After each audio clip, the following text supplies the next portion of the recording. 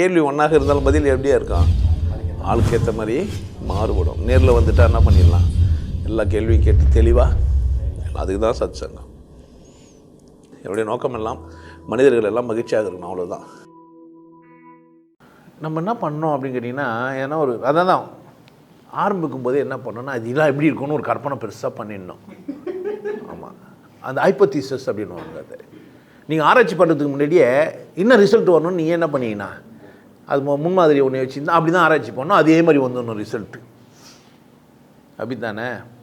இந்த மாடு இந்த வகையான புல்லை மட்டும்தான் சாப்பிடும், இந்த வகையான புல்லை சாப்பிடாதுன்னு முடிவு பண்ணிடணும். ஃபஸ்ட்டு ஆராய்ச்சி பண்ணி கரெக்டு அப்படின்னு சொல்லணும். 13ஆம் நம்பர் வீட்டில் கெட்டது நடக்கும், எவ்ரி 2 இயர்ஸ்க்கு ஒரு முறை செத்துருவாங்க அப்படின்னு நீங்கள் ஆராய்ச்சி பண்ணி ஆரம்பிக்கணும். 13ஆம் நம்பர் வீடெல்லாம் போய் ஆராய்ச்சி பண்ணி வந்தீங்கன்னா 12ஆம் நம்பர் வீட்டிலே 2 வருஷத்தில் ஒருத்தர் செத்துருப்பாங்க, 11 2வது வருஷத்தில் இருந்தாங்க. சார் உன்னை கேள்வி கேட்டது நாங்கள் என்னான்னு கேட்டிங்கன்னா, நீங்கள் ஆன்மீகமோ அல்லது வல்லரசும் பெருசாக வளர்ந்துச்சுன்னா இந்த தமிழ்நாடு எப்படி இருக்குன்னு கேள்விங்க. நீங்கள் என்ன தேவையில்லாத பேசுகிறீங்களேன்னு சொல்லுவாங்களா சொல்ல மாட்டாங்களா? குழப்பம் கூட ஏற்பட்டுரும். ஆனால் நான் ரொம்ப கரெக்டாக பேசிக்கிறேன், கான்சியஸாக. என்னடான்னு கேட்டிங்கன்னா, கையில் கிடைக்கல கச்சிச்சேனான்னு நான் சொன்ன உடனே கிடைக்காம எப்படி ஆடுறா மாதிரின்னுவான். ஒன்றும் ஒரு கட்சியே கிடைக்கலங்க, இப்போ தான் பேசிக்கிறாரு. அது நாங்கள் சும்மா ஒரு கேள்வி கேட்டு பார்த்தோமா, அதுக்கு பாருங்கள் எப்படி பதில் சொல்லிக்கிறாரு அப்படின்றான். சொல்லுவானா சொல்ல மாட்டானா? சொல்ல மாட்டான்.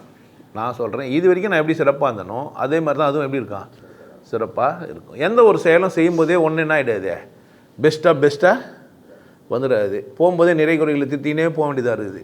என் கீழே ஒரு 8 பேரை வச்சின்னு நான் என்ன பண்ணுகிறேன், கட்சியை வச்சுக்கிறேன் அந்த பக்கம். இந்த பக்கம் ஆன்மீகன்ற பேரில் 2002 ஞானம் அஞ்சு, 2006 குடில் கட்டி, 2023 தான் ஓரளவுக்கு. இங்கே கூட எல்லோரும் ஒத்துக்கிறான்னா இல்லை, இங்கேருந்து கொஞ்சம் பேர் போய் நாங்களும் அப்படின்ற மாதிரிலாம் ஆகி, எனக்கு பின்னாடி இப்போ என் பின்னாடி ஒருத்தர் பேசிங்க தின்னா இருந்தாலும் அந்தாலும் அப்படி பேசக்கூடாது தெரியுமா, ரொம்ப திமிர் பிடிச்சிட்டு ஆடுறான், பணம் நிறைய ஆயிடுச்சு, பணமோ குறியாகிறான், எதை எடு பணம்ன்றான் சொல்கிறதெல்லாம் ஆளாயிட்டாங்க. பக்கத்தில் பொம்பளைங்க தான் பக்கத்தில் உட்காந்துக்கிறாங்க, ஆம்பளைங்களே உட்காருது இல்லை. ஆம்பளை பக்கத்தில் பொம்பளை தான் உட்காருவான், ஆம்பளைங்களே உட்காந்துக்கிறது இல்லை. நான் என்ன செய்யுது, டென்ஷன் ஆகுறான். இது மாதிரிலாம் அது நடக்குதா இல்லையாண்ணா? நடக்குது. அதனால் நீங்கள் வெளியே சொல்ல முடியாது எப்படி நடக்குன்ட்டு. எனக்கு தெரியாது கருப்பாக வருவாங்களா, சிவப்பாக வருவாங்களா, வெள்ளையாக வருவாங்களான்னு எனக்கு தெரியும். ஆன்மீகத்தை யார் வருவாங்க யார் வரமாட்டாங்க தெரியாது. ஆனால் நான் என்ன பண்ணுங்கிறேன்னா கொண்டாடினுக்கிறேன். ஆன்மீகம் பெண்கள் நான் என்ன பண்ணுகிறேன்னா வாரம் வந்து உட்காந்துக்கிட்டு என்னால் முடிஞ்ச அளவுக்கு போயிருச்சு. நம்ம வேறு எதனா பேசுனா என்ன, எல்லாரும் காலையில் அதான் கேட்டுனுக்குது. இவர் அசிங்கமாக பேப்பர் தான் தவிர மற்ற எதுவுமே கேட்கல அவங்களுக்கு. யாரோ ஒரு சிலருக்கு அதை தாண்டி கேட்குது, அவங்க தான் வராங்க. மேக்ஸிமம் என்ன கேட்குது அப்படின்னா அவரா அப்படி தான். நீங்கள் சொன்னோன்னே இப்போ எல்லாருக்கும் தெரிஞ்சிச்சு. ஏன்னா இந்த குண்டாஸ்லாம் போட்டோன்னே எல்லாருக்கும் தெரிஞ்சிச்சு. இப்போ என்ன ஆகிட்டானா, இங்கே அறிமுகப்படுத்தினோன்னே அவர் தானே அசிங்கமாக பேசுகிற, அவர் தானே இந்த திருச்சுற்றம்பலத்தையே அப்படி சொன்னார், அவர் தானே அப்படி ஆகிட்டானுங்க. புரியுதா? இஸ்லாத்தை அசிங்கமாக பேசினார், அவர் தானே அப்படி சொல்லிட்டானுங்க. அப்படி தானே? வல்லரசு கட்சின்னு வந்துச்சுன்னா இன்னும் நான் சொல்லுவாங்களோ நமக்கு தெரியாது. ஆபத்தாக கூட முடியலாம். யாருக்குன்னா அவங்களுக்கு. எனக்கு ஆபத்தாக வந்து நான் எல்லாத்தையும் கொண்டாடி தானே வேலையை வச்சுக்கிறேன். 8 பேர் வச்சுன்னு வேலை வாங்கிக்கிறேன், 80 பேர் வச்சுன்னு வேலை செய்வேன், 8000 பேர் வச்சுன்னு வேலை செய்வேன். 7 கோடி பேர் இப்போ இருக்கிறாங்க வாக்காளர்னா 8 கோடி பேருக்கும் நான் என்ன பண்ணியிருக்கலாம். நான் எல்லாருக்கும் நல்லது தான் செய்வேன் எப்பவுமே.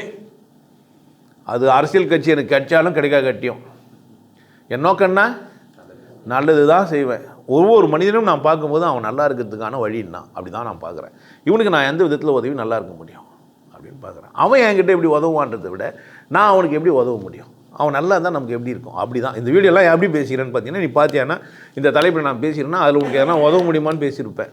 நீ எதனா ஒரு குழப்பம் வந்தியானா அதுலேருந்து என்ன ஆகிடுவேன், வெளியாகிடுவேன். சத்தியமாக சொல்லு, வீடியோ பார்த்துட்டு உனக்கு 2 நடக்கும். நீ பயங்கர அதி தீவிரமாக எதனா பூச்சிருந்தேன்னா வெறுப்பாயிடுவேன், நிச்சயமாக கமெண்ட் எழுதுவேன். ஏன் நீ தீவிரவாதி. ஆமாம், அருளறிவு பருளறிவுன்னு உனக்கு தெரியும், யார் பேசுறதுன்னு உனக்கு நல்லா தெரியும்.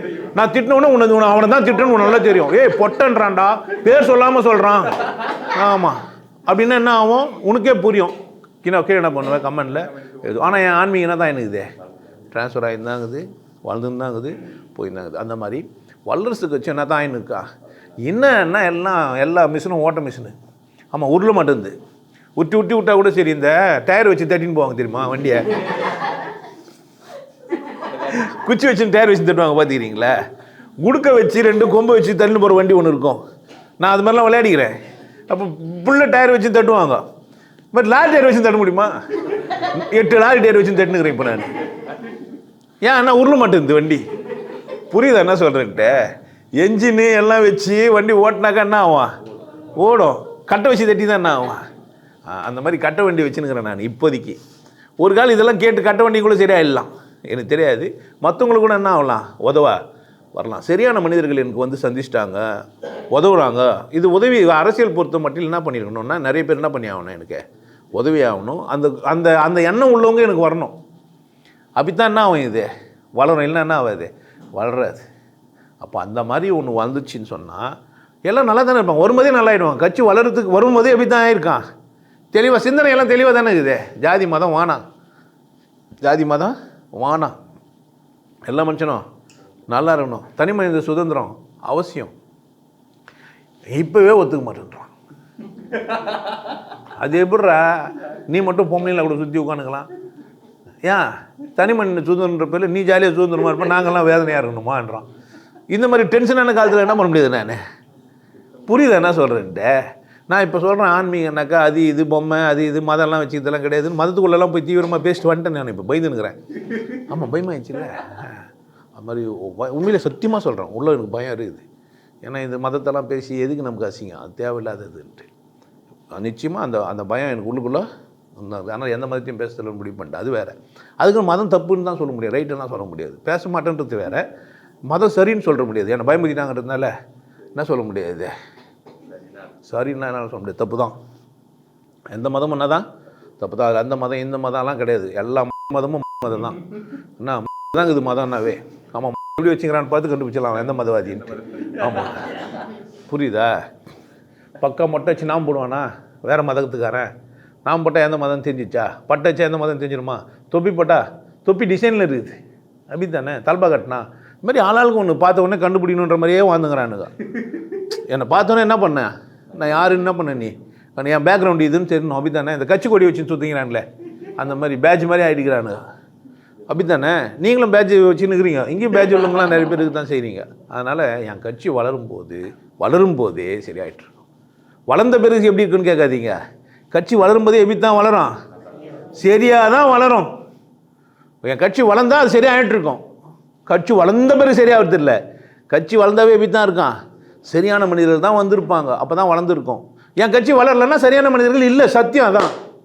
சரியான மனிதர்கள் எனக்கு கட்சி என்ன பண்ணியிருப்பேன் நான், வளர்ந்துருக்கோம். சரியான மனிதர்கள் என்கிட்ட இல்லை, ஏதோ இருக்கிறாங்க. 8 பேர்னா வந்துக்கிறாங்களே, ஒரு 200 பேர் 2000 பேர்னா ஒன்றா போய்கிறாங்க, சேர்ந்துக்கிறாங்களே. கட்சி உறுப்பினர்களை உள்ளே போய் குரூப்பில் போட்டு வச்சுக்கிறேன்.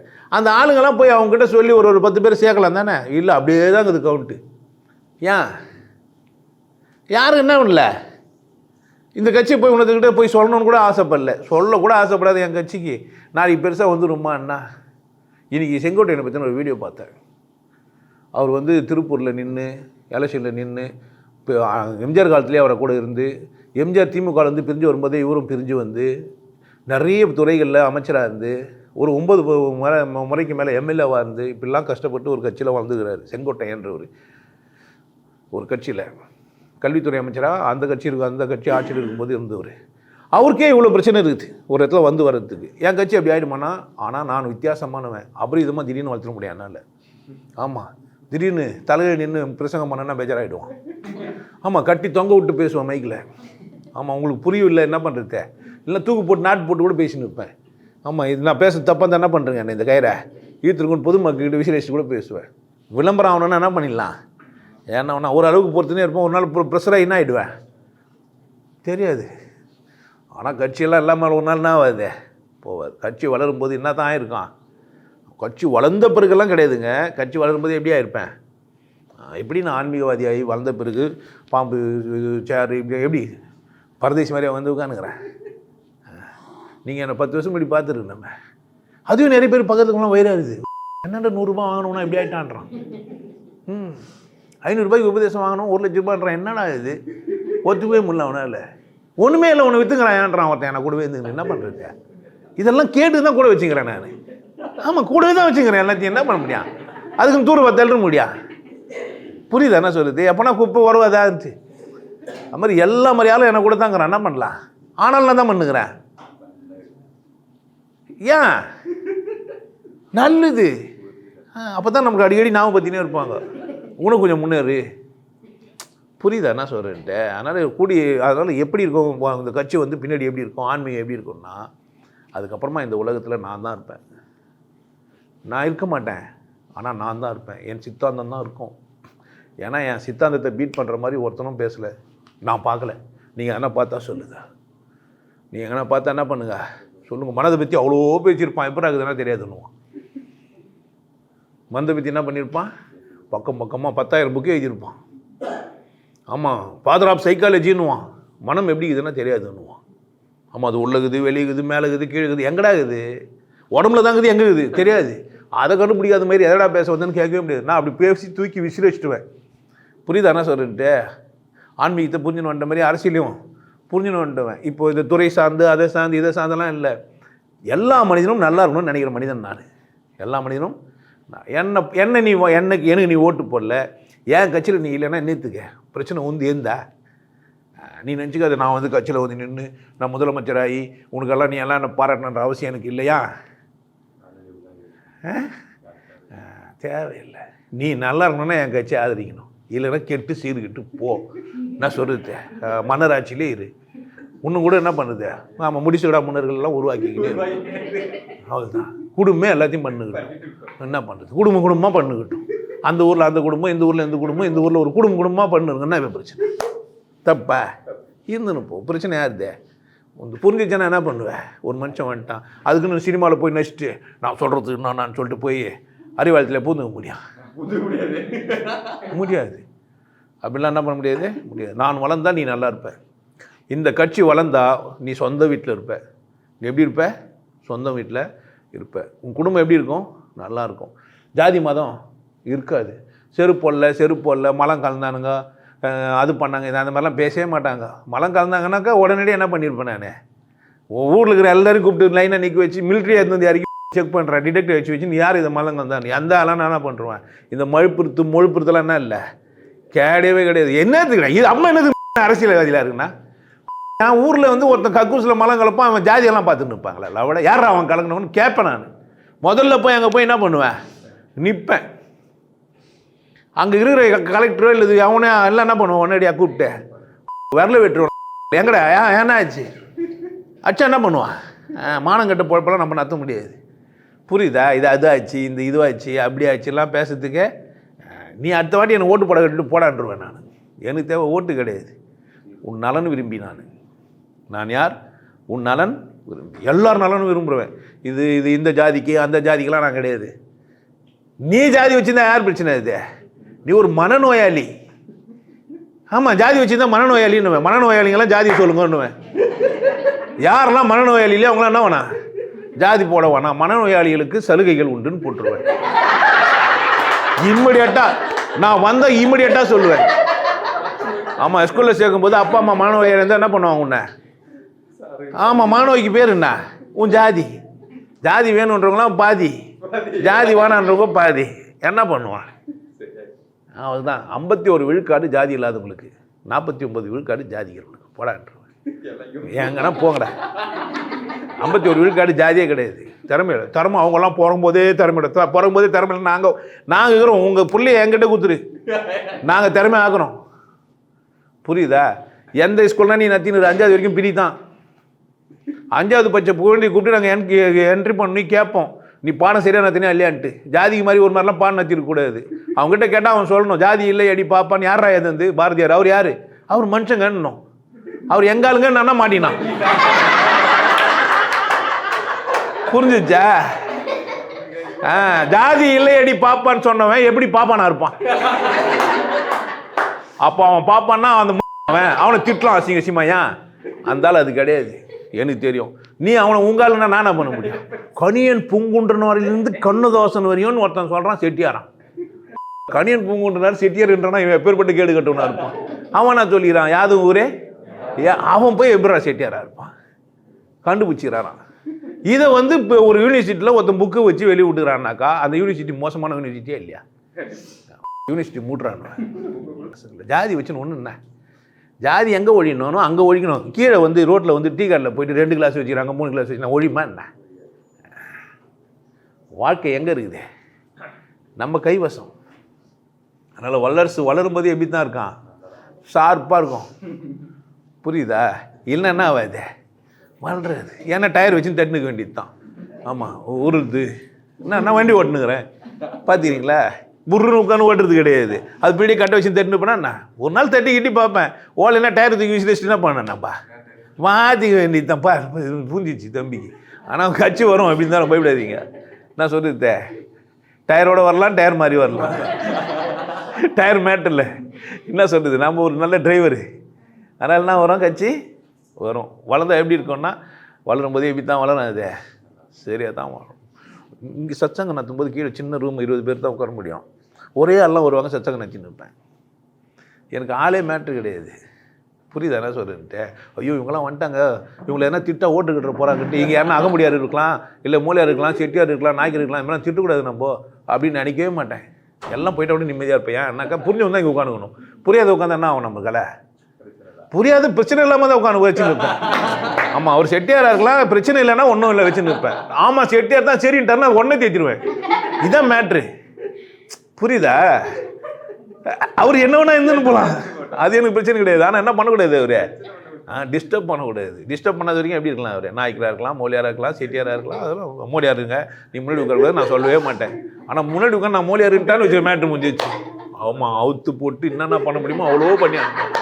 ஆமாம், ஐயோ ஆமா புண்ணாயிடும். அதனால் என்னுடைய வல்லரசு கட்சி வளர்ந்தால் நீங்கள் வாழ்க்கையில் வளமாக இருக்கிறீர்கள்னு அர்த்தம். என் கட்சி வளர்ந்தா, ஆன்மீகம் வளர்ந்தா நீங்கள் தெளிவாயிட்டீங்க, மதம் இல்லாமல் மனிதனாக மாறி இருப்பீங்க. அதே மாதிரி கட்சி வளர்ந்தா உங்கள் சமூக பொறுப்புலேருந்து நீங்கள் ரொம்ப ஈஸியாக இருப்பீங்க. லஞ்சம் இருக்காது, பிரச்சனை இருக்காது, வீடு தேடி வரும் எல்லா விஷயமும், கரண்ட் பில்லாம் கரெக்டாக இருக்கும், பஸ் எல்லாம் பர்ஃபெக்டாக இருக்கும், டிரைவர்லாம் வேலைக்கு கரெக்டாக போயிடுவான். இதெல்லாம் கவர்மெண்ட் எவ்வளோ கம்பெனி ஆரம்பிக்க முடியும்னு பார்ப்பேன். கூட்டு சேர்ந்து நாங்கள் சொசைட்டி நிறைய பண்ணி வச்சுருவேன், நிறைய கார்ப்பரேஷன் உருவாக்கலான்னுவேன். முடிஞ்சளவுக்கு என்ன பண்ணலாம், தனி மனிதரை சம்பாதிக்க விட மாட்டேன். தனி மனிதரை சம்பாதிக்க விடவே மாட்டேன். கூட்டமாக வாழ முடியுமா, ஒரு கிராமம் ஒரு ஒன்றை செஞ்சு தருமா, அந்த மாதிரி மாடர்ன் சிட்டி உருவாக்குவேன். நல்லாயிருக்கும்.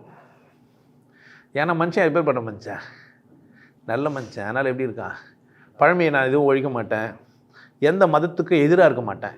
மதம் இல்லைன்னு தான் சொல்லுவேனே தவிர எந்த மதத்துக்கு நான் இருக்க மாட்டேன், எதிராக மாட்டேன். பைத்தியம்னு சொல்லி விட்ட பிறகு என்ன பண்ணலாம், பைத்தியத்துக்கு நம்ம எதிராக இருக்க முடியுமா? ஏன் பைத்தியத்துக்கு போகிறதுக்குன்னு ஒரு வலை வச்சு விட்டேன்னா அது போய் கிடக்கும். அதில் மேட்ரு நான் பைத்தியம் நடக்குது, ஒரு வலை போனோம், அதுதான் அது அதுக்குள்ளவே ஆடிங்க எடுக்கும். நான் பிரச்சனை இந்த பக்கம் வராத பைத்தியத்துக்குள்ள எதுவும் டிஸ்டர்ப் பண்ணவே மாட்டேன். அப்படியே இருக்கலாம். நீங்கள் ஒன்றும் கவலைப்பட, உங்கள் ஜாதியெல்லாம் போயிட்டுலாம் பயப்படவே வேணாம், நீங்கள் அப்படியே வச்சுருக்கலாம். என்ன நீங்கள் ஜாதியிலே வாழ்ந்து நிற்பீங்க, அதுதான். ஒரு கட்டத்தில் உங்களுக்கே வெக்கமாகி வெளியே வந்துடுவீங்க. ஆமாம், நம்ம ரொம்ப பைத்தியம் முடிச்சுக்கிறோம், நம்ம பிரித்து காட்டுவேன். இது வந்து ஜாதி பைத்தியம், இது ஜாதி இல்லாத பைத்தியம். பார்த்த உடனே மக்கள் பார்த்த உடனே கண்டுபிடிச்சிருவாங்க. பஸ்ஸில் சலுகையில் இருக்கும், ஒருத்தன் ஆட்டோமேட்டிக்காக என்ன ஆகிடுவான், நம்ம அந்த செட்டியார் ஹோட்டலு, நாய்க்கர் ஹோட்டலு, நாயுடு ஹோட்டல்லாம் இருக்காது, பேர்லாம் தூக்கலான்னுவேன். ஹோட்டல் என்ன இருக்காது, நாயுடு ஹோட்டலு, நாயுடு மெஸ்ஸு பார்த்துக்கிறீங்களா. செட்டி நாட்டு உணவகம், நாயுடு நாட்டு உணவகம்லாம் இருக்காது, தமிழ்நாட்டு உணவகம் தான் இருக்கும். புரியுதா? ஆல்மா என்ன பண்ணலாம், வைக்க இல்லாமல் ஆல்மா ஹோட்டலில் சைவம் அசைவமே இருக்காது, கொஞ்சம் கொஞ்சமாக மாற்றிடுவேன். ஆமாம், ஹோட்டலில் சோறு இருக்கும், உனக்கு என்ன ஒன்றுமே சாப்பிட்டு போகலாம். புரியுதா? இப்போ மாட்டுக்கறி செய்கிற இடத்துல ஆட்டுக்கறி செய்யக்கூடாதுன்ற மாதிரிலாம் சட்டம் போட்டு வச்சுக்கிறாங்க. எழுதப்படாத சட்டம் இதெல்லாம். பீஃப் கடையை எதிர் வச்சிருக்க மாட்டான், ரோட்டு ஓரத்துக்குள்ளே வச்சிருக்க மாட்டான், ஒளிஞ்சு வச்சுருப்போம், பயந்துன்னு போய் வாங்கணும். அப்படிலாம் இருக்காது. கறி கடைனா எல்லாம் இருக்கும். கவர்மெண்ட்டே விற்கும், என்ன பண்ணுவேன், உனக்கு ஆட்டுக்கறி வெளியே பாய் வந்து உனக்கு 1000 ரூபாய்க்கு விற்கிறார், கவர்மெண்ட் கடையில் 800 ரூபாய், எங்கே போவேன்? மாட்டுக்கறி பக்கத்தில் வச்சு வானா நான் சொல்லுவேன். மேட்ரு என்ன, காசு தாண்டி செல்லாம். இன்னும் ஜாதி பிடிச்சிங்கிற, காசு தான் மேட்ரு. அப்படி தானே, காசு தானே மேட்ரு. இல்லை என்ன பண்ணுங்கிற, டாக்டர் பெஸ்ட்டாக ஜாதி பார்ப்பியா, வக்கீல் பெஸ்ட்டாக ஜாதி பார்த்து நிற்பியா? இன்னும் அதுவும் கூட அதை பற்றி கூட ஜாதி பார்த்துக்கிறான். அதெல்லாம் மாறிடும். வல்லரசு வந்தால் அப்படின்னும் போதே மாறி போயிட்டுருப்பேன். வந்த பிறகு மாற்றுறது கிடையாது. நான் வந்துட்டு இதெல்லாம் மாற்றுவெல்லாம் கிடையாது. நான் வரும்போது என்ன தான் இருக்கான், மாறி தான் இருக்கும். மாறினா நான் வந்திருக்க மாட்டேன். அதனால் வந்த பிறகு மாறுவேன் அப்படிலாம் கிடையாது. எப்படி ஒரு 50 வயசான தாடி வெள்ளையாகிடுமோ, ஆமாம், நான் 50 வயசான பேர் வெள்ளையாக்கிறேன் நான் சொல்ல முடியும். கொஞ்சம் கொஞ்சமாக சால்ட் அண்ட் பெப்பர் அப்படியே மாறி இப்போ என்ன ஆயிடுச்சு, சால்ட்டு மட்டுமே ஆயிடுச்சு. அப்படி தானே? முதல்ல பெப்பராக இருந்தது, ஆல்மோஸ்ட் சால்ட்டு பெப்பராகிடுச்சு, ஆல்மோஸ்ட் சால்ட்டு மட்டுங்குது. எப்படி மாறிச்சோ அந்த மாதிரி மெதுவாக மாறின்னு போயின்னு இருக்கும். உனக்கு தெரியாது, மெல்ல மெல்ல நானே நானா யாரோ தானா. நீ ஒரு 5 வருஷம் அதான் நான் வந்த பிறகு நீ திரும்பி பார்த்தேன்னு வச்சுக்கேன், அப்படி இருந்த நாங்களா, அது நான் தானா அப்படின்னு கேட்ப. நீ அந்த மாதிரி மாற்றிட்டு இருப்பேன். உன்னை அறியாமலே நீ என்ன ஆகிட்டுருப்ப, மாறிட்டுருப்ப, உன்னை சரியாக்கிட்டு இருப்பேன். அதனால் கட்சி வந்த பிறகு இந்த ஆறுடலாம் சொல்ல முடியாது, நம்ம ஆறுடலாம் சொல்ல முடியாது, வளர்ந்துட்டுருப்பேன்.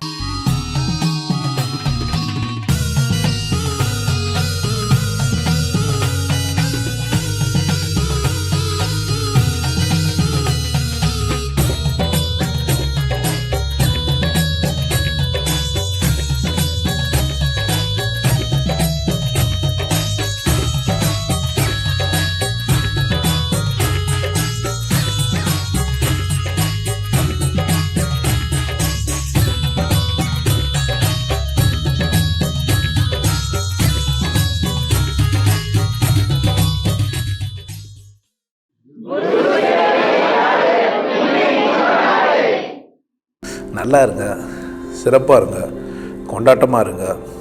உங்களை நீங்கள் மதிப்பு மிகுந்தவராக மாற்றுறது உங்கள் கையில் தான் இருக்குது. நல்லா இருங்க. நான் ஒரு வாய்ப்பு என்னை பயன்படுத்திக்கலாம். நல்லது.